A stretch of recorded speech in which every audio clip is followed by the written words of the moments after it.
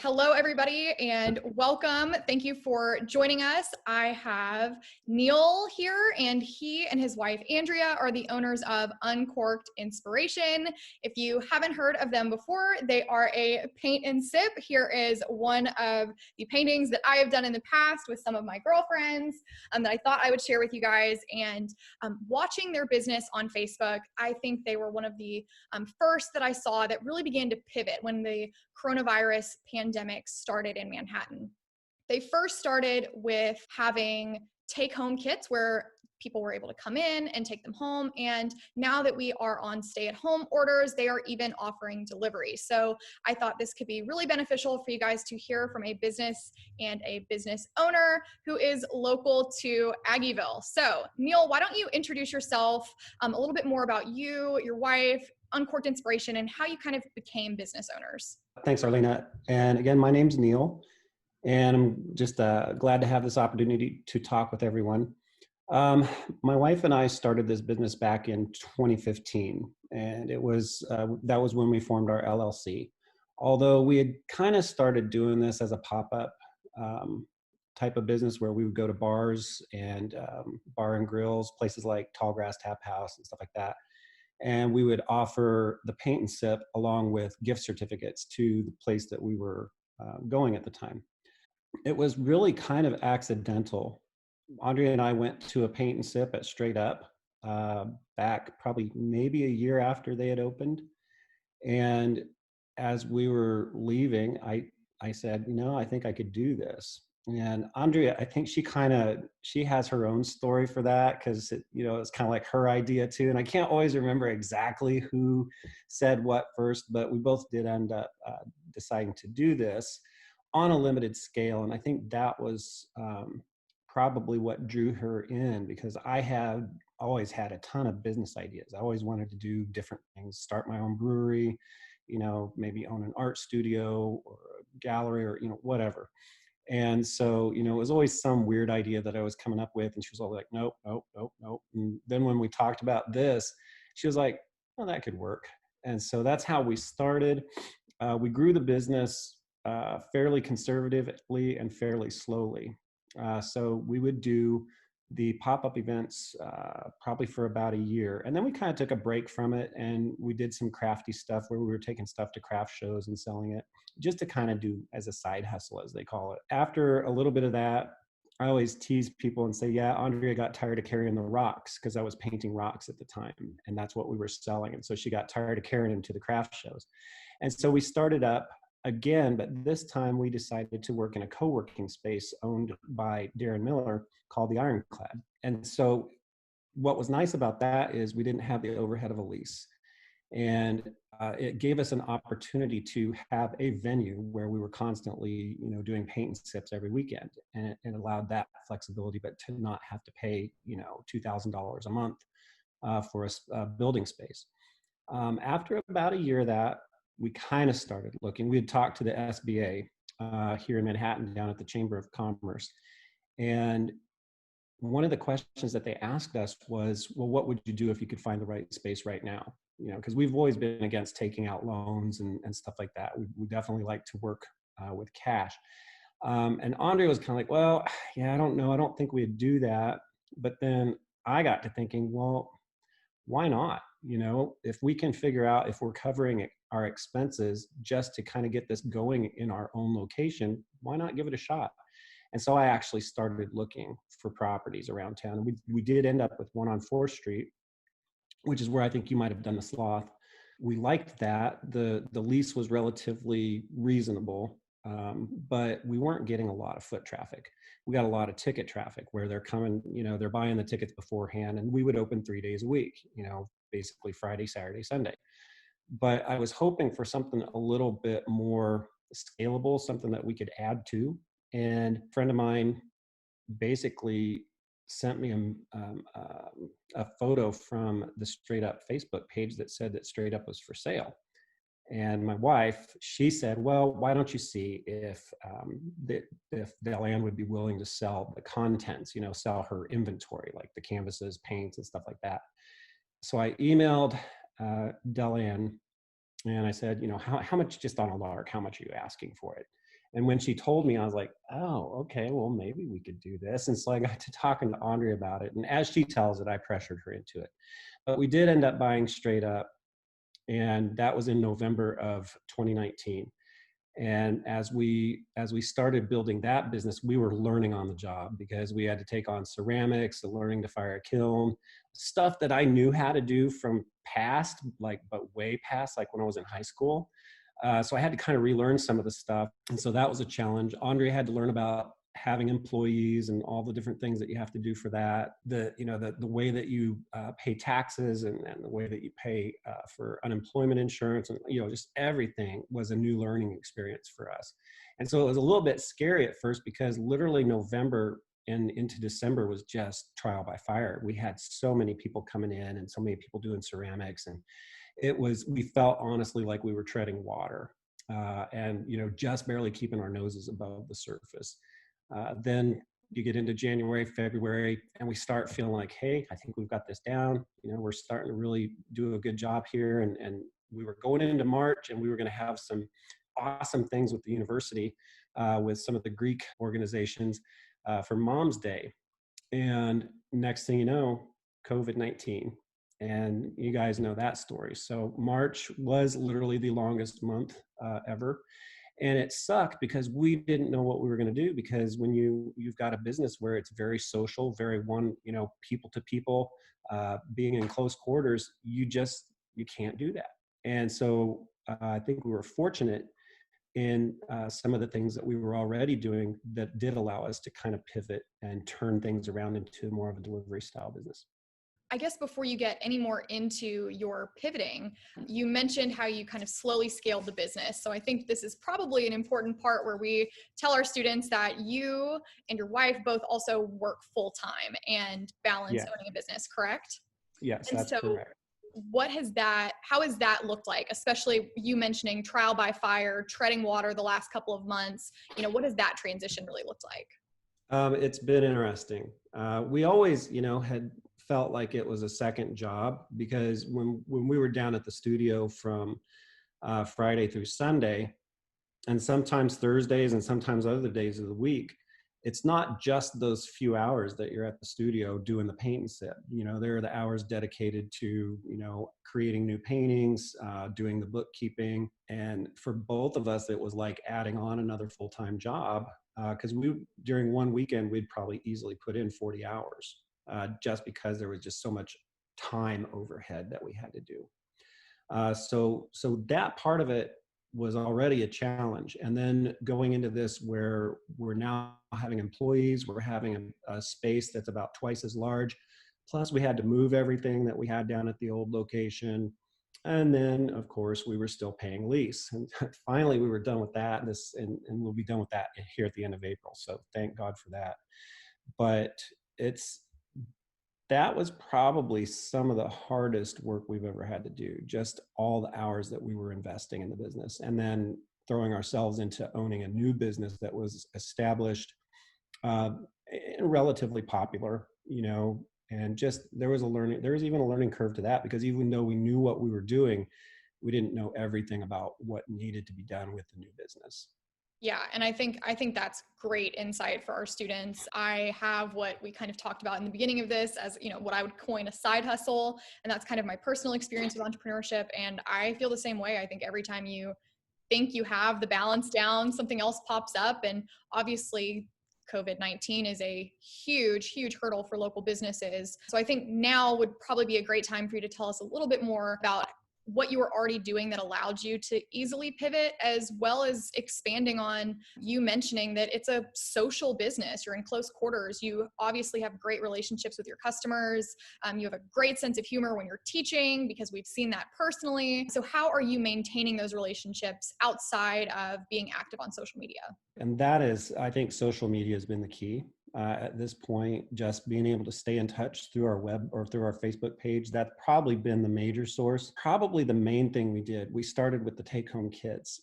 And while there was not a stay-at-home order in place, people could come and pick up the kits, and then they could leave the store.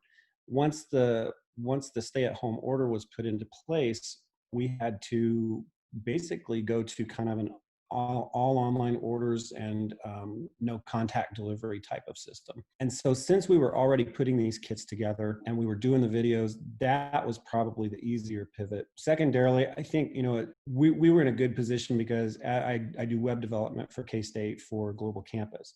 And so I was able to make changes to our website really quickly without having to pay someone. Adding, a video component was a little bit of a learning curve. I've done video in the past, but not a ton of it. And so it was interesting to, set up so that I'm using my phone as my video recording device and trying to create these videos and still maintain, it's hard to maintain that whole sense of, I guess, humor and fun and social, but try to squeeze a few things in here and there, but also maintain professionalism and stuff like that. That's those are the things we've done, and I think we're getting ready to launch into shipping because we've actually had requests from around the region. I think somebody in Michigan, maybe Andre told me, had asked about our kits, and then we've had a couple requests from people in Colorado. So I'm looking at this as an opportunity. Trying to get past the whole idea that, yeah, this is a pandemic and it really sucks, but what can we do from it? I hate the idea of the whole, hey, when you have lemons, make lemonade, because I don't like lemonade, but that really is what we have to do. We have to try to make the best of the situation. I think Yeah. I'd rather have grapes and make wine, Yeah, I agree. I think that you make a great point of looking at it as an opportunity. So I'm assuming when you say that, it means that you have, or you might have an idea that you're going to continue implementing a lot of these things that you've adapted when things are back to our old normal. Yes, and will it ever get back to old normal? I don't know. When will that happen? We don't know. But yeah, trying to take some of these ideas and just make them a part of our business. And it's just a further expansion of what Uncorked Inspiration is. And I think too, as I've done this, I've thought, for the longest time, I know that there are people who like to do art, or they like to paint, or they like to have fun like this, but they don't like to come out and be social. And that's just, part of who they are. And how can we reach those people? I had thought about doing YouTube videos before, but I always used the excuse that I just didn't have time. Well, guess what? I have time now. I don't really have time, but I'm making the time. And so I think, whenever there's a need and you have to fill it, you've got to figure out how to make the time to be, and you're going to fail at it too. My first videos, still are, they're still very homemade looking. But they get the point across, and I think people enjoy them, and I think it's something people will enjoy doing, because we've also had a lot of people that say, well, on the particular day that you offered such and such painting, I wasn't able to come because I had to work or I had to take care of the kids or whatever. So now this is an ability, gives them the ability to do a particular painting, and I'm planning on adding a lot of the paintings to our YouTube library too. So hopefully that'll help with people who want to do our paintings that just aren't able to come down to the studio. And I think that's awesome. You mentioned just now, that people enjoy like getting inspiration, being creative and painting.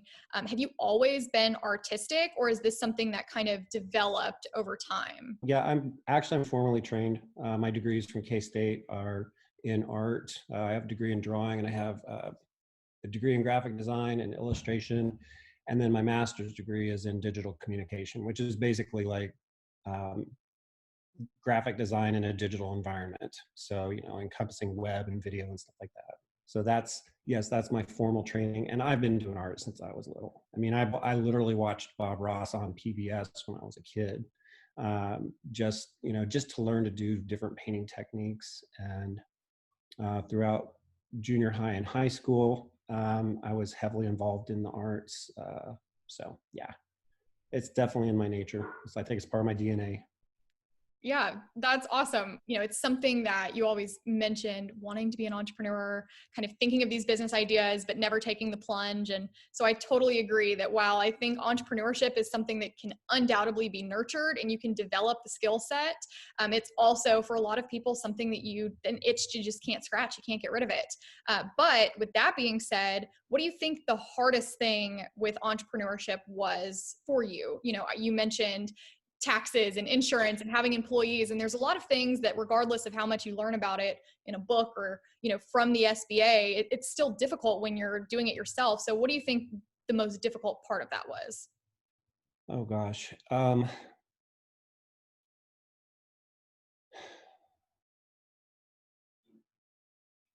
That's actually a really tough question. I'm looking out my window trying to think of what the answer is. That's one good thing about working at home is now I have windows where my office at Global Campus doesn't have any windows. Anyway, so it can be distracting as well. Probably the hardest part, I think sometimes, and it's still a hard part, is sometimes the hardest part is when Andrea and I don't agree on something because, I might have an idea or she might have an idea and it maybe doesn't resonate with, mine may not resonate with her or vice versa. And you don't leave work, when you're married to your partner, or when you're married to your business partner. And that's been another hard adjustment, waking up at 3 a.m. with Andrea on the computer, trying to work something out for taxes, or, bringing home ideas, or she'll wake me up and say, hey, what do you think about this? And can you do this? And I'm not a good wake up person. I mean, I have to have my coffee in the morning. And so I'm always kind of grouchy about stuff. But when we having any type of conflict, I think with Uncorked is tougher for married business partners. So and maybe that's just unique because we are married. So if I had a general thing that was the hardest, sometimes hiring employees is hard because you have to be a good judge of character. And even if you are a good judge of character, you might still find somebody that they seem like they fit, but then they end up doing something and it doesn't work for you. And so then you have to make a tough decision. And I don't like making tough decisions like that because I know when it was a tough decision for us to basically lay off our employees that we currently have. And prior to that, we've had to terminate one employee, and that was tough. And the reasoning was sound and everything, but it was still tough. And so that's probably the hardest part, is sometimes dealing with employees and the things that they bring to the table. Right, absolutely. And I know something that I've talked a lot with my students about is why having a mission or a vision statement is so important. And I joke with them and I say, it might be something cheesy that you think you're just seeing on the break room wall, which for some businesses it might be. But for other businesses, even if you're an $8 an hour employee, it's something you believe in, right? You love what you're doing, or you love some aspect of it. And that's kind of the passion piece that ideally can hopefully make the hiring process easier when you get used to those things. You guys can hear Right. my dog's tail whacking the That's wall behind okay. me. I think Butterscotch is in the bedroom barking right now. So. But I think that's great advice. I guess as kind of a wrapping up question, what would be your kind of very general, whether it has to do with business or life, what is the piece of advice that you would want to give to a K-State student? You're going to fail, and it's okay, because I know this is probably a cliche, but I was taught early on that your greatest success will be built on your failures, because that's how you learn. I don't think anybody really does learn from success so much. It's the failures that came before that success that enable us to learn and adapt and change and then become successful at something. And so be prepared to fail and be okay with it. Hopefully it won't cost a lot of money. That's the one thing that Andrea is always worried about. She's my financial guru. And so, we're always worried about the idea that, how much money is going in versus how much is coming out, and how will certain problems affect the bottom line. And that's another thing. You could be as passionate as you want about something and really enjoy doing it, but business is what it is. It's about making money, or it should be. Yes, I love the fact that my business helps people in a lot of different ways. I have one person who comes back all the time and she tells me this is my therapy, And so, and I know that's that way for a lot of people, to be able to get out and do something like that. It's kind of a therapy for them, or it's just nice to get out and socialize, or it's nice to have fun. And so, yeah, those things are all great, and I love those. But the number one priority of your business is to make money, at least in my opinion. I'm sure there are others who would say otherwise, but I didn't get into business to lose money for sure. I know that. I wanted to have a side hustle where we could pay for nice things like vacations, you know, and that's kind of where I'm at. And eventually, it would be nice to have this as a full blown business. Hopefully, after all this COVID stuff blows over. Yeah. And again, thank you so much, Neal, for sharing your story. I would love for you to be able to plug all of your social media so our students can follow you guys. If they're local, they'll know where to find you. And if they're not local, they can stay tuned on social media for potentially some shipping kits. Absolutely. And I appreciate that. So with that, I'll do that. Our physical address is 1223 Morrow down in Aggieville. So, hey, if you're headed out for, like a Friday night when this is all over and you want to come do something fun and then go find somewhere to eat, that's one of the great things about Aggieville. Our website is www.uncorkedinspiration.com. And our Facebook page is facebook.com/Uncorked Inspiration, all one word. And I think you can find us on Instagram using Uncorked Inspiration as well. I know Instagram's a lot more popular with students, and we try to post to there as often as possible. And I think I might start doing some videos for Instagram too. So yeah, those are basically the ways to get a hold of us. We're really good about answering emails. So if you have any questions, please feel free to ask. Andrea and I are pretty open about how we do business, and we try to help people out if we can. Thank you so much. All right, thanks.